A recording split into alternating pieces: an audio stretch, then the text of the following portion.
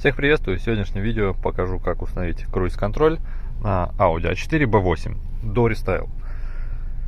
В Audi A6 C6 устанавливал круиз, там чуть проще, там достаточно вот это поменять блок, он отдельно продается с этой ручкой для круиза. Ничего стрекозу не нужно менять. В B8 нужно вот менять все вот это в сборе.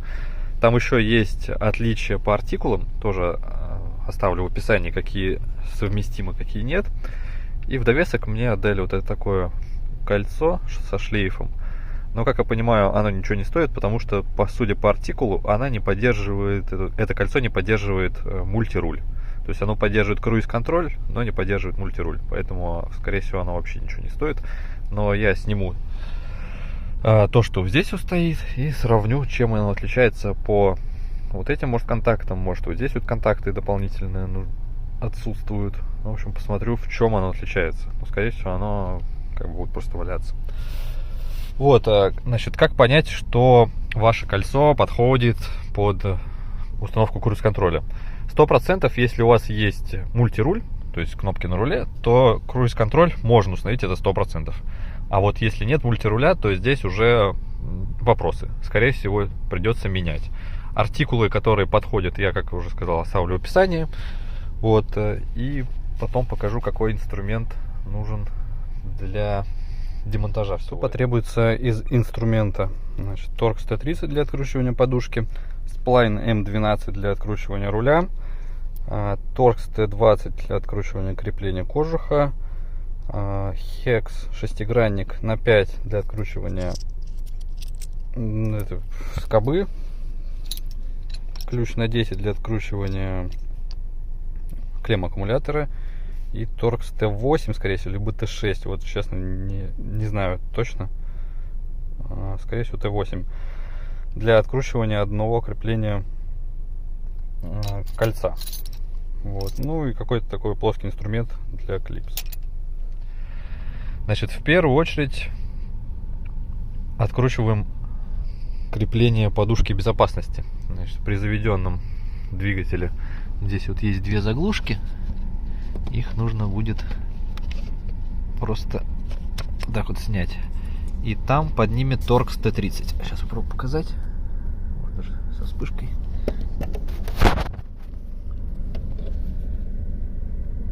Так, вот. Нашел Torx T30. Значит, берем и откручиваем с двух сторон. Потом нужно будет отсоединить аккумулятор.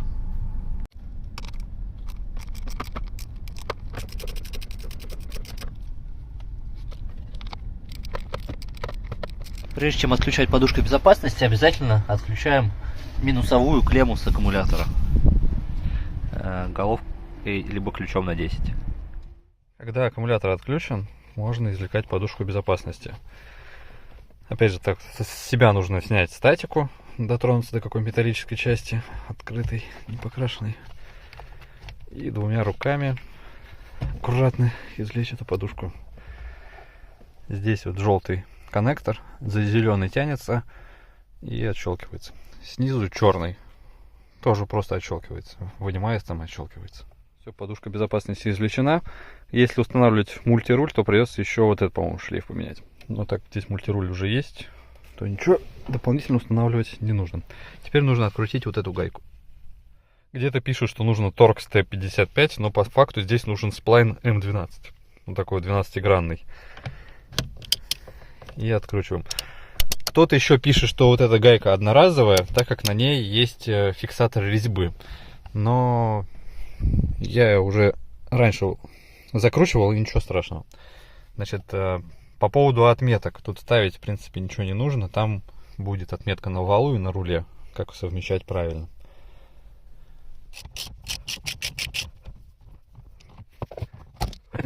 Вот здесь вот есть фиксатор резьбы синий. Кто-то заказывает новую ее, кто-то... Я не буду заказывать ее новую. Значит, здесь еще, кстати, кто-то, видимо, менял руль и не очень ровно выставил. Вот, не совмещено. Кто-то что-то тут делал. Кстати, надо посмотреть, подушка год случайно не менялась. Так, посмотрим, что там с годом выпуска. Там где-то должен стоять год выпуска. Вот. 2011. Нет, значит не менялось. Потому что машина тоже 2011 года. И теперь легким движением руки, немножко покачивая, аккуратно поднимаем этот руль. Крутим в сторону. Теперь нам нужно снять этот кожух. Тут держится на защелке. Да ё-моё. Вот так вот все с этой стороны вышло. С этой стороны тоже вышло. Кто-то снимает этот держатель. Тут просто его нужно немножко наверх поднять. Дальше, значит, здесь нижний кожух держится 3 торксами на Т20. 1, 2. И снизу здесь вот 3 в глубине. Откручиваем их.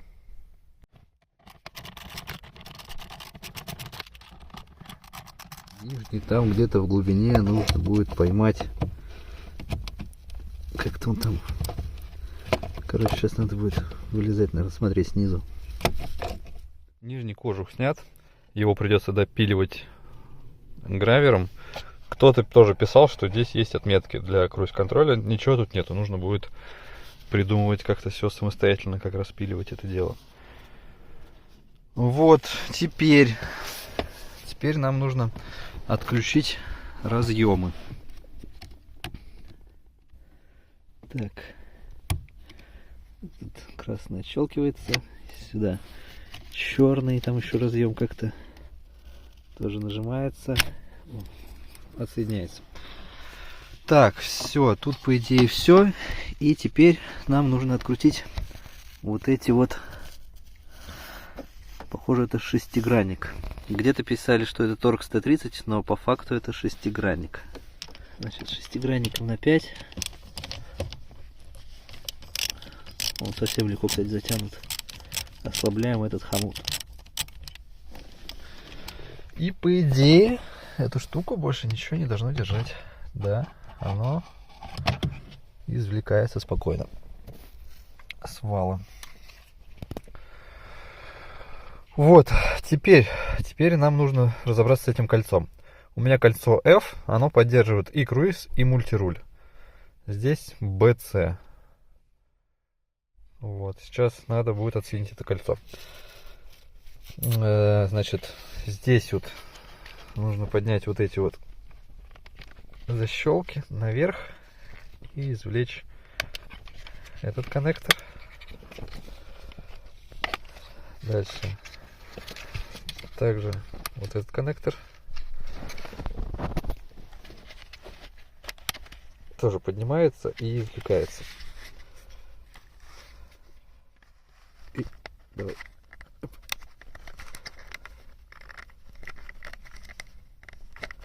Да уже не хочет. Все, извлекли. Теперь нужно снять это кольцо. Здесь вот сверху держит его какой-то маленький торкс, который у меня тоже сейчас с собой нужно идти в машину. И здесь вот сверху 2 защелки, вот эти вот большие самые. И кольцо, по идее, снимется. Маркировки, к сожалению, у меня тут нету. Скорее всего, это Torx T8. И откручиваем вот это вот одно крепление. Теперь аккуратно вот эти защелки нужно будет поднять. Я сейчас это делать буду 2 руками, потому что это проблематично. И, в принципе, все, это кольцо снимается.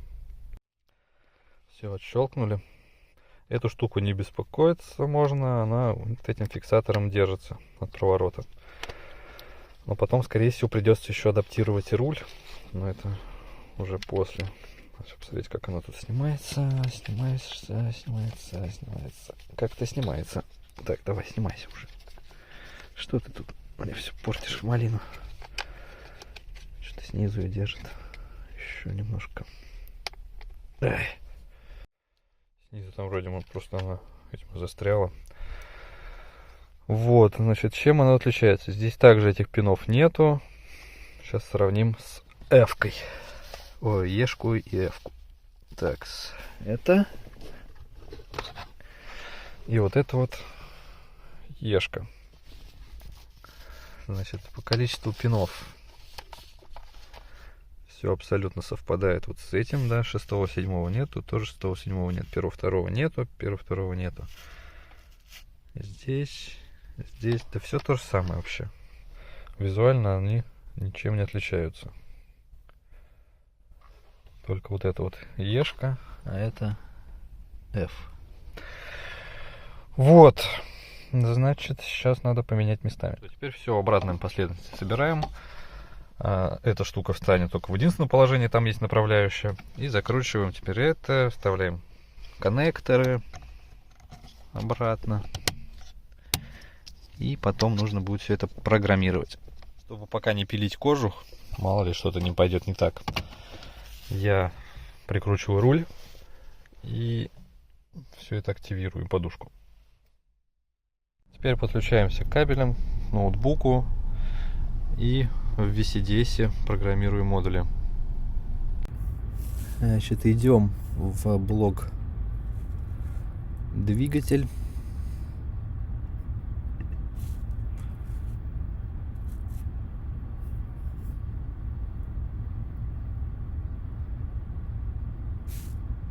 Раздел кодировка. Сейчас загрузится кодировка. Длинная кодировка. Нужен байт 6. Байт 6. Бит 0. Cruise Control Installed. Значит, это не адаптивный Cruise Control, просто обычный Cruise Control. Нажимаем Exit. Do it. Да.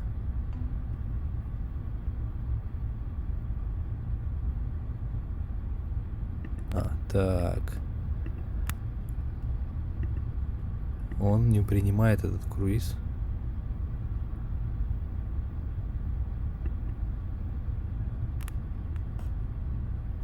Ну-ка еще разочек.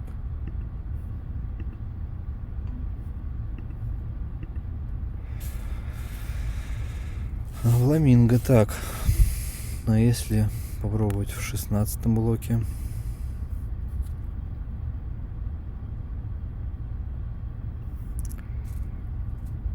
Кодировка. Длинная кодировка. Байт 2. Бит 2. Cruise Control Installed. Exit. Do it. Да. Эта кодировка принята. Все-таки как правильно нужно было закодировать. Значит, сейчас покажу, что все заработало. Во-первых, должно быть включено зажигание, но не запущен двигатель. Как я показывал в разделе «Двигатель», выбрать функцию кодирования. Сейчас она доступна будет. И вот в этом байте первый, точнее нулевой бит нужно установить Cruise Control. Если будет включен двигатель, тогда она просто, эта функция не запишется. Просто двигатель рабочий, видимо, на рабочую он не прописывается. Вот так вот. Затем также сюда, здесь кодировка, сюда. И также выбрать Cruise Control, вот этот второй. Не ACC, это адаптивный круиз, это обычный круиз. Вот нужно выбрать 0.4, обычный круиз. Также Exit и Do it. И он принимается. Затем, если вдруг появится ошибка по углу, по датчику G85, это датчик угла поворота, нам нужно зайти будет вот сюда, Security Access. Здесь он подсказывает пароль 40168. Принят. Зайти в базовые установки, выбрать 001, Go. Дождаться, пока вот это будет Steering Angle Init инициализировано, и вот так покрутить руль. То есть, если градусы все нормально, выставляется положение в 0. Сейчас поймаю 0. Там, по-моему, полградуса можно где-то попасть. Вот, ну, примерно вот такого положения. Нажимаете вот эту кнопку On, а потом Done, Go Back. И на этом все. То есть датчик G85 откалиброван. То есть ему нужно указать нулевую точку. Если это не сделать, то, возможно, в блоке ABS ошибка, и блок двигателя, соответственно, будет ругаться на ошибку в другом блоке. Соответственно, вот так вот у меня все заработало. В итоге кодировка заработала. Ошибка была в том, что я на запущенном двигателе пытался кодировать, и надо было просто зажигание. Теперь снимаем вот эту вот штучку и идем резать нижний кожух. Берем малярный скотч и делаем вот такой вот шаблон. Отклеиваем и наносим на эту часть, и по ней уже вырезаем. С помощью гравера вот такой насадки режущей делаем примерно вот такое вот отверстие, прикладывая вот эту вот заглушку. Вот сейчас пробую ставить. Вроде как по зазорам все нормально. Если что, придется еще раз прийти допилить. Смотреть чисто теоретически, допустим, найти этот переключатель в каком-то сломанном состоянии, то здесь можно переставить эту плату и вставить вот сюда блок с ручкой от круиз-контроля. Этот провод, в принципе, тут прокидывается новый. И вот эта плата откручивается и вкручивается новая. Так что можно, в принципе, сделать такого Франкенштейна. Даже вроде как с первого раза попал. Вроде даже зазор нормальный. Немножко, конечно, отличается тут. Ровностью немножко все-таки вот здесь вот большой. Переборщил с зазором. Может, немножко неровно пошло, не параллельно. Но получилось даже лучше, чем на C6. Что ж, собираем все обратно. Для тех, кто боится все-таки за свою безопасность и не хочет менять эту гайку, я вот буду для себя использовать такой фиксатор резьбы. Совсем чуть-чуть капну. Вот так совсем капелюшку капнул с одной стороны. Она сейчас, наверное, размажется. И точно все будет держаться и не открутится само. Теперь о том, как круиз-контроль работает. Значит, нужно достичь скорости 30 км в час. Только от 30 км в час круиз-контроль можно включить. Значит, он включается, это в положении выключено. На себя в этом положении он включен. Когда едете, нажимаете кнопку Set, он задает текущую скорость. 50 км в час едете, нажимаете Set, и он будет держать 50 км в час. И при этом педаль газа можно не нажимать. Если нужно повысить скорость, нажимаете однократно. Вот он сейчас, я нажимаю вверх-вниз. Вот он меньше 30 не показывает. Вот он 35. Если же зажать и держать, то он будет по 10 добавлять. Если нажимаете на педаль тормоза, круиз-контроль сразу сбрасывается. Для того, чтобы восстановить настроенную скорость, то есть, допустим, вы ехали по трассе 110 км в час, да? Заезжаете в населенный пункт, нажимаете на тормоз, сбрасываетесь до 80, там накатом едете, а потом нужно восстановить скорость. Нажимаете Resume, то есть на себя, и он снова восстанавливает ту скорость, с которой вы ехали, допустим, 110 км в час. И он будет сам ускоряться, довольно-таки бодро так будет ускоряться. Вот, сейчас попробую показать это вживую. Гоняемся до 30, нажимаю кнопку боковую Set, загорается зеленая лампочка. Все, 36 км в час, 37, он будет ехать. Если нужно больше, нажимаю наверх, он будет 38. Вот, допустим, 45. Нажимаю на тормоз, и зеленая лампочка тухнет, потому что тут лежачий полицейский. Вот, едем. Сейчас пускай там проедут. Вот так вот. А потом сейчас нажму на себя этот рычажок. Вот, едем 30 км в час. Нажимаю на себя. Он восстанавливает 44. На газ я не нажимаю. Машина ускоряется. Машина ускоряется. Все, опять нажимаю на тормоз. Потому что медленная газель там едет. Снова сейчас поворачиваем на свободную улицу. 30 достигли, нажимаю на рычаг на себя, он восстанавливает 44. Нажимаю скорость наверх, допустим, до 80. И вот он вот так вот будет ускоряться.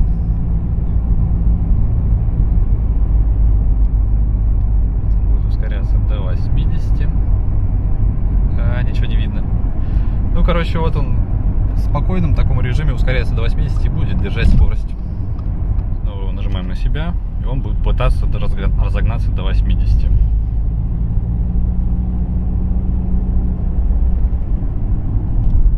Опять лежачий полицейский. Короче, с круизом очень удобно ехать только за городом. Если по КАДу где-то даже, то очень часто нужно менять скорость, только если ночью совсем по пустой дороге ехать. А так, я лично круизом пользуюсь на своей А6 только когда еду далеко, где-нибудь за городом.